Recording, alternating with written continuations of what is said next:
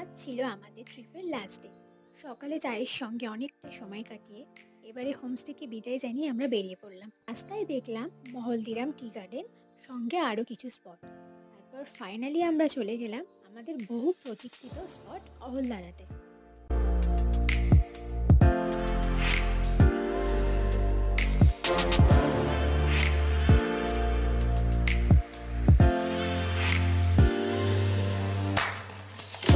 আগের দিন রাতে এতই বৃষ্টি হয়েছিল যে আমরা ভেবেছিলাম আমাদের হয়তো অহল্যার আর যাওয়াই হবে না, কিন্তু না, অহল্যারা আমাদের নিরাশ করেনি।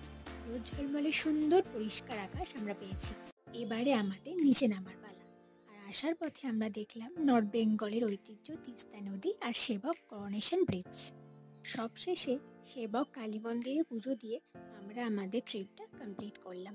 আমাদের নর্থ বেঙ্গল জার্নি তোমাদের কেমন লাগলো জানাতে ভুলো না কিন্তু।